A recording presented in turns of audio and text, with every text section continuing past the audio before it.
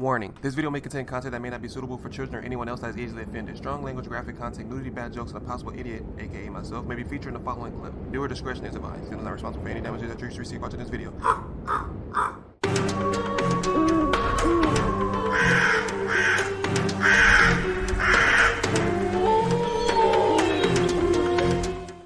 Hey, what's up, y'all? It's Zems, and welcome to Top 3 Photos with Disturbing Backstories, Part 18. If you guys haven't already, be sure you swoop down to that description box, click on that link, and go watch the video so the entirety while me pausing and stopping and talking through the whole thing. If you guys don't know who this is by now, then you in the wrong place. I'm gonna try to start interacting to MrBallen at least maybe once a week or once every other 2 weeks to avoid copyright strikes, you know what I'm saying? But yeah, but for now, let's get it. Today, we're going to look at 3 progressively more disturbing stories, and at the end of each of them, I will share the photo that is famously associated with them. But before we get into today's stories, if you're a fan of the strange, dark, and mysterious delivered in story format, then you come to the right channel, because that's all that we do. We upload 3 or 4 times every week. So if that's of interest to you, please build the like button's confidence way up and tell them to run for student body president. Help them hand out flyers, help them with their speech, and then when the big day comes, don't vote for them. Also, please subscribe to our channel and turn on all notifications so you don't miss any of our weekly uploads. Let's get the ball down, let's get into today's stories.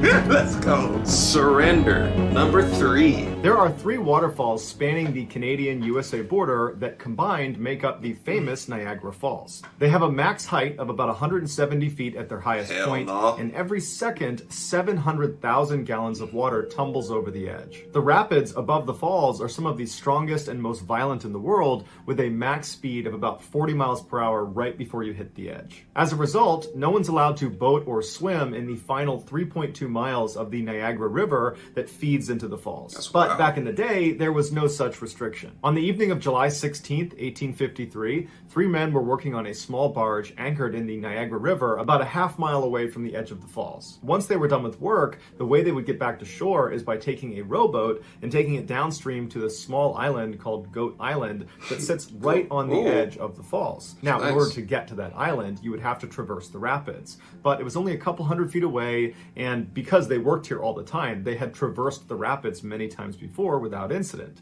But this time, as soon as they got in, one of their oars broke. And so they weren't able to control their boat, and very quickly they got dragged into the rapids, started getting spun around, and then it capsized. Although they desperately tried to swim to shore, the rapids were just too strong, and 2 of the men were swept away to their death. But one... See, this is how it works out. This is where trial and error comes into play. You have to realize some of the stuff that we're using today, how do you think we know that it's effective to human? Like, it kills people, or make you sick, or you'll get poisoned, or it's the most painfulest thing. Somebody had to be the experiment. Somebody had to do it in order for us to know, right? So that's crazy. When it comes to like poison ivy, when it comes to like these rapids and stuff, somebody has to be that person to go be that one and find out and get clapped so that we can know not to do the same thing. It's kind of like your mom told you don't touch the stove. You know what I'm saying? How did you know it was hot? Yes, she told you it was hot, but eventually you end up touching the stove or touching something hot and you found out the hard way. Man, it sucks that they had to go like this, but damn. One man, Joseph Avery, was lucky enough that when he fell in, he drifted down and grabbed onto this tree root that was sticking out of the water. And so he pulled himself about halfway up out of the water, he caught his breath, and he's looking around and he can't believe he survived,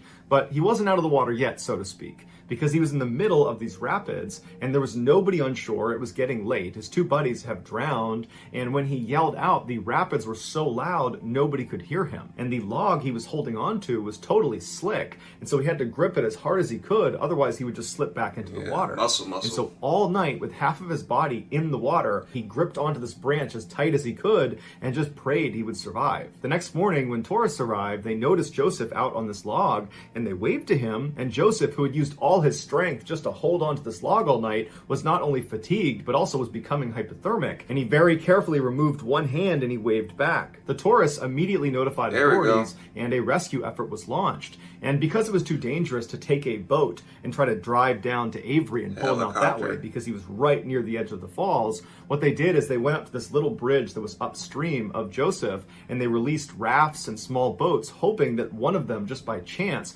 would get caught up on that log and he could grab it it, and then Joseph could climb in, throw the rope out, and get pulled to shore. But unfortunately, after dozens of attempts, nothing came close to Joseph. Their next plan was to tie a long tether onto one boat and then guide it down the river until it reached Joseph. And this worked. But when Joseph climbed into the boat, it immediately began to capsize. And witnesses would say Joseph stood up, and as he was falling backwards, he threw his hands up in the air like he was surrendering. He let out a final scream and then fell under the turbulent waters. And then seconds later, he was swept off the falls to his death. Here is the final photo of Joseph Avery. Oh my taken by God. a journalist right before that boat with a tether attached to it arrived in front. This is some scary. This looks fake, right? If no one told you this picture was real, you'll be like, oh, that's fake. That's Photoshop. Somebody took an image. This dude was stuck right here for multiple hours, bro. Oh, he said from night till day to the next day, and then somebody seen him and they called for help. Can you imagine surviving that whole time, waiting to get rescued, and when they finally try to rescue you, they end up killing you? That's some scary stuff right here, man. I'm not gonna go cap. I can't swim. I'm not gonna pretend like I can. I wish I learned how, but I'm from California and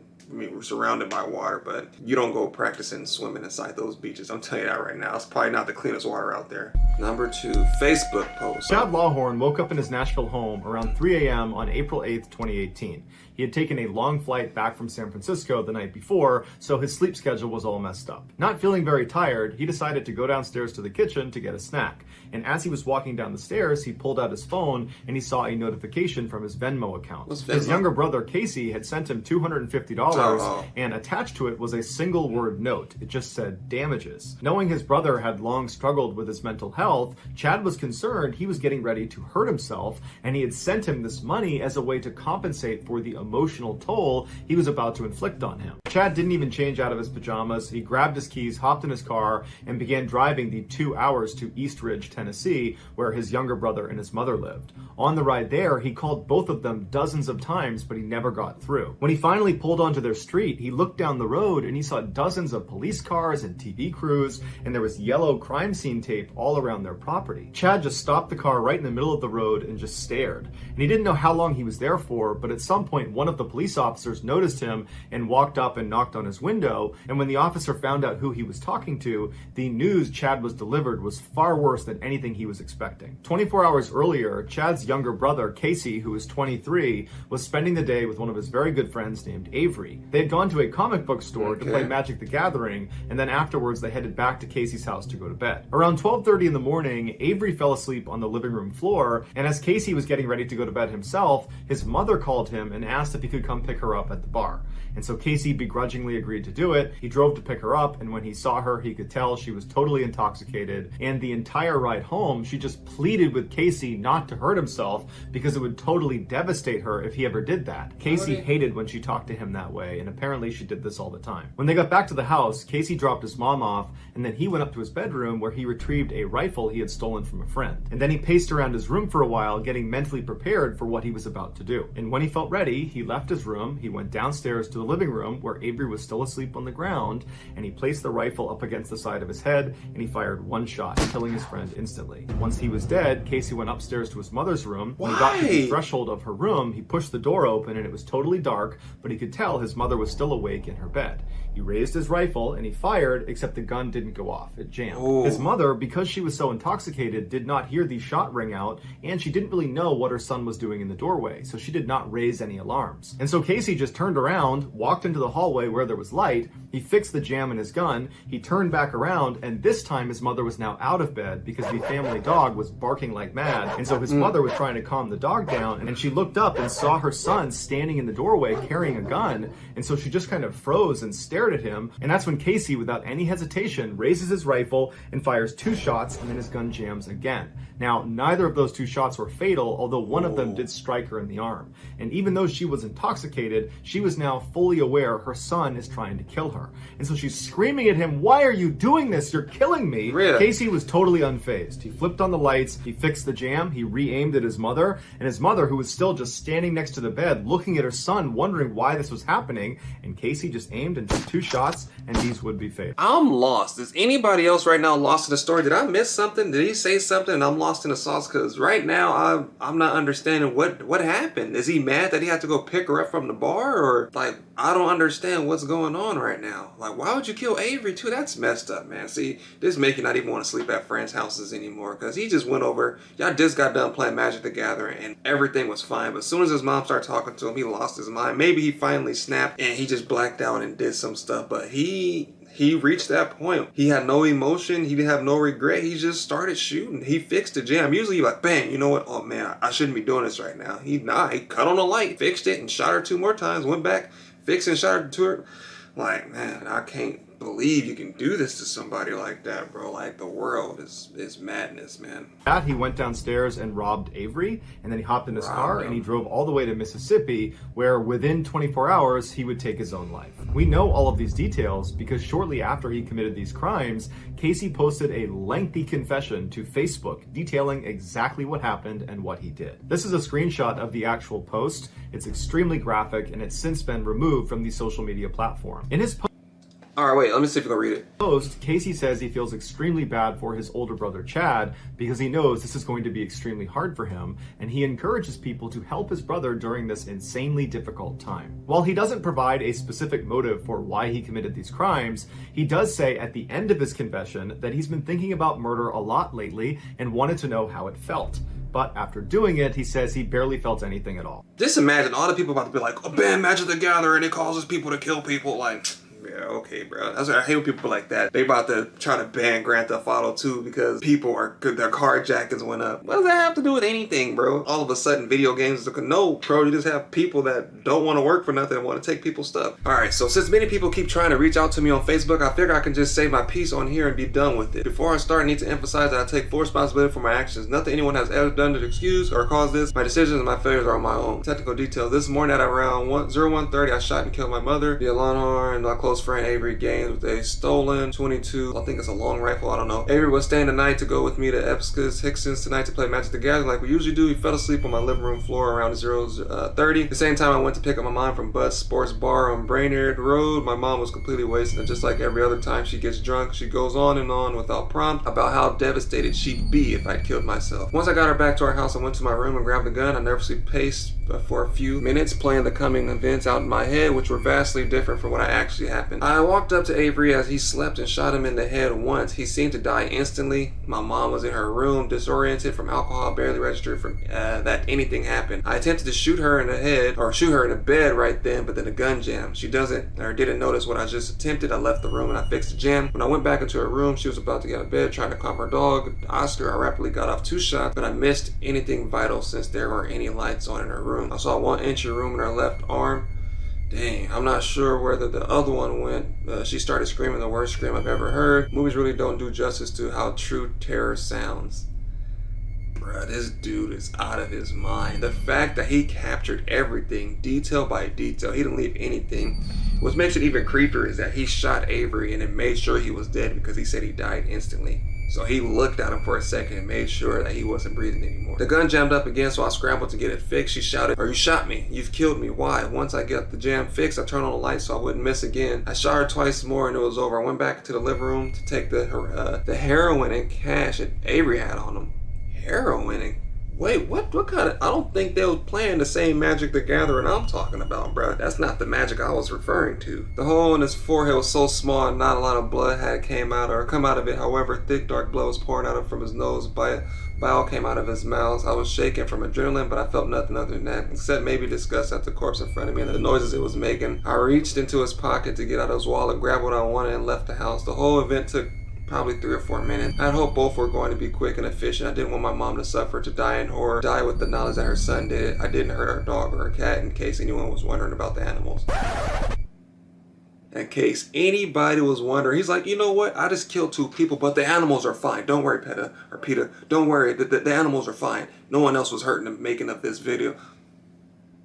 People keep saying suicide isn't worth it, it isn't too late, that I should turn on myself instead. Well, friends, it's too late. It has been more than 12 hours now, not to mention I've been suicidal since late high school, and it's my opinion that I must be heading to unavoidable tragedy since I started at MTSU, whatever that is, Mississippi, whatever, something university, I don't know. I'm not saying the university made me do it, but that change of events I initiated by going there led me here to inevitable suicide. Let's think critically for a minute, ignoring everything about why I hate myself and why I'm suicidal from before midnight this morning. Just looking at today's events, how should I be expected to not kill myself? Surely any normal person would wish death on themselves after doing what I did, seeing what I saw, and hearing what I heard. And all that's waiting on me in his life in prison or maybe death penalty. If I would get the death penalty, then I should definitely kill myself. Otherwise, I'm just wasting tax dollars on lengthy legal processes. Even without being executed, just wasting away in prison sounds awful, and also a horrible use of state money. And who would look forward to life in prison? I'm almost 24. That's a crazy amount of time behind bars, and it would be so lonely. I'm sure most of my friends would want to visit me at least once, if for no other reason than to try to understand what I did. But after this first year, I can't imagine I'd have any weekly visitors, not even family, or perhaps especially not family. And I'm not trying to say people don't care about me. I know a lot of you do. It's just that people in general do not keep up at a habit of going to visit a friend in prison. That's true. Life carries on for everyone else, and the sooner this is all over, the sooner everyone can move on. If I'm dead by the time you're reading this, you can heal faster than if I'm still around in court and prison. Don't give me or my family your thoughts and prayers. No one will be hurt by this more than my brother, Chad Lawhorn. He would probably need a lot of help getting through this, and if you think you're helping him by just talking to this guy, you're effing wrong. If you want to help him in this insanely difficult time I'm putting him through, actually do something. Don't just think about it. I'm sorry to him more than anyone. That said, I don't want to need forgiveness from anyone. What I did is unforgivable, and prayers is a waste of time. Nothing happens after death, but if there's a hell, I'm going to be in the lake of ice at the bottom. Betrayal of family and betrayal of guests are two of the worst sins. However, as I sit here in the Mississippi writing this on the side of I-59 South after my car broke down, what I look forward to is nothingness after death. I spent a lot of time thinking about murder, wondering what it feels like, but I barely felt anything. I mean, I'll call a cap on that. You did feel something, because right there, he said I barely felt anything, and right here, you did say you felt. He said no one will be more hurt than my brother Chad. He'll probably need a lot of this. He's thinking about helping him. So he did have some kind of regret. I just didn't think he didn't want to display it, but he did have some kind of remorse. Why he decided to kill those two? Why Avery had heroin in his pocket? I think a lot of factors plays into this. Maybe he was still off a high or something, or maybe he was drinking, or maybe something, or maybe he was just crazy. I mean, we will never know. But the fact that he was worried about the two animals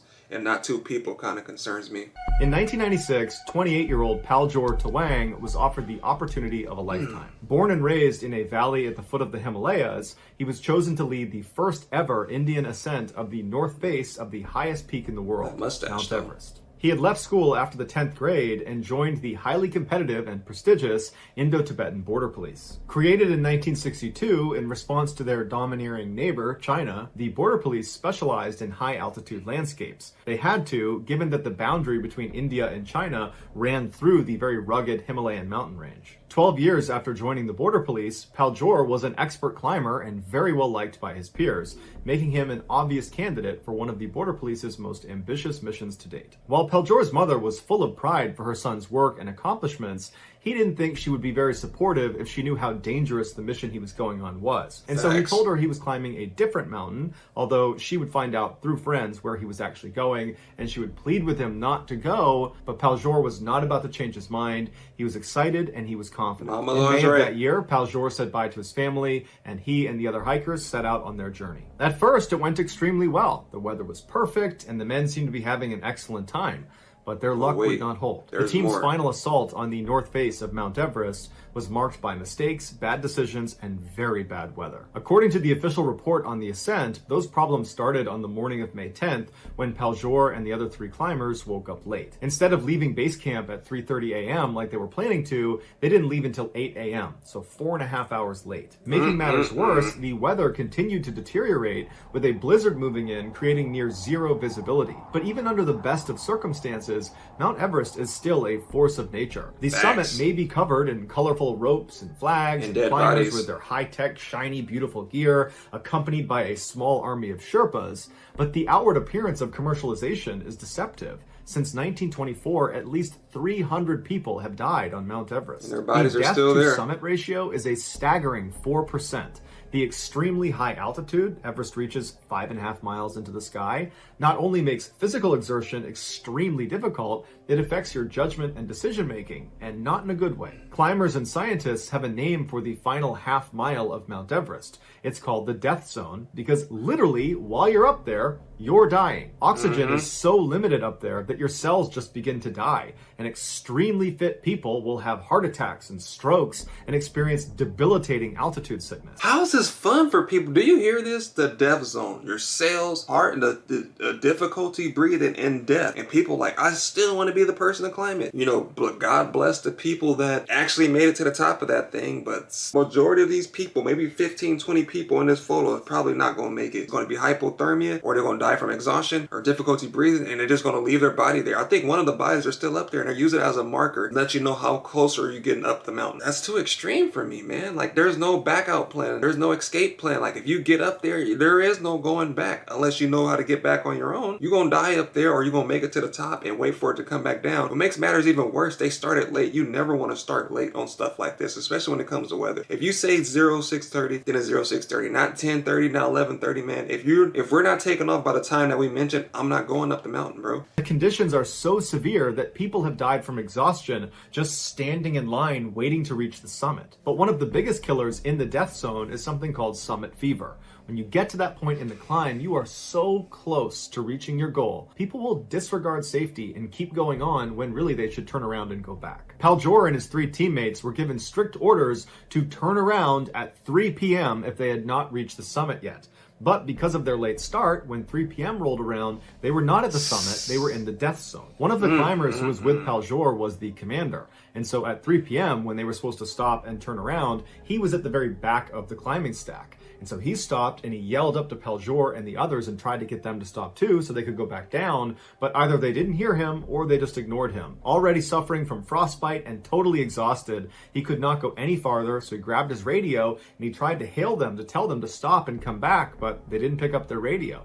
And so the commander, after waiting for a few minutes, knew he had to go back down. Yeah, there you go. And began the descent. About 30 minutes later, the commander's radio crackled on again, and it was Paljor and the others. And they were informing him that they were going to make a push for the summit. They were about an hour away. And the commander said, "Stop, turn around. I'm ordering you to come back down. The weather is only getting worse." But whether they were suffering from summit fever or overconfidence, we don't know. But regardless, they refused. Frustrated and terrified for the other climbers, the commander just continued down the mountain.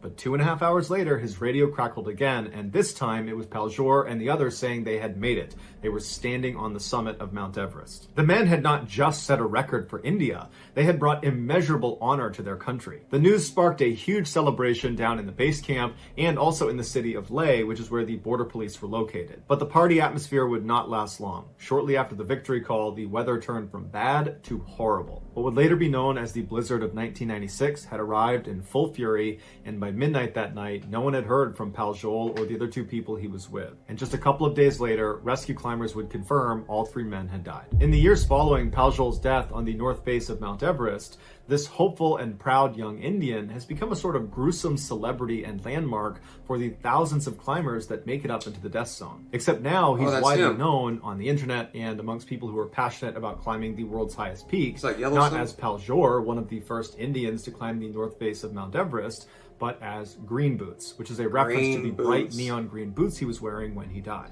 For more than 20 years, he's laid near the top of Mount Everest in a small limestone cave, wearing an orange parka and blue pants, and he's curled on his side with his arms wrapped around him like he's trying to keep himself warm. Since his death, anyone climbing the north face when the snow cover is light would literally have to step over his body to get to the top. But Paljor is not the only dead body on Mount Everest. There are over 200 other dead climbers littering the slopes of the world's highest peak. It's just too dangerous and too expensive to try to get them down, and so they stay wherever they died. Which means if you climb Mount Everest, you will literally be climbing over dead bodies on your way to the summit. But of all the bodies on Mount Everest, the most famous by far is Paljor. Here is an image of Paljor, aka Green Boots. That's crazy. Man, that's crazy, bro. I'm trying to tell you guys. I'll tell you guys. Didn't I tell you? I didn't know it was him. I didn't know it was an Indian dude that they were using as a marker, but that's the guy I was referring to. I thought it was yellow boots, but he said green boots. But yeah, man, whether you know it or not, you could be stepping right over one. You could be next to one. You just don't know, man. They're stuck up there. As I'm talking to you, as I'm making this video, he's still up there right now. After 20 years, that man is still up there amongst others, but he's the only one right there. Earlier, I was going to say, play stupid game, win stupid prizes, but at the end of the day, he set his heart out to do something and he did it. Whether he died doing it, whether he made it, whether he didn't make it, you know what I'm saying? He made it up there. His country knew he made it up there. He made his country proud and he set a record. And I think he wouldn't have wanted to have it any other way. This video is by MrBallen, so if you guys haven't already, be sure you swoop down to the description box. Go on a link, go watch the video in entirety while me pausing and stopping and talking through the whole thing. Thank you guys so much, man. I greatly appreciate this post. Was a little bit late because I was out doing stuff and whatnot. And it was just a lot to clean up my room. So hope you guys enjoyed, man. Thank you guys so much for the support. Keep supporting. The videos will keep coming. If you're new to the channel, my name is Reprisalzems and welcome to the Crow's Nest. But again, thank you guys for watching and I'll see you guys next. Let me know down in the comment section which video you thought was the most disturbing.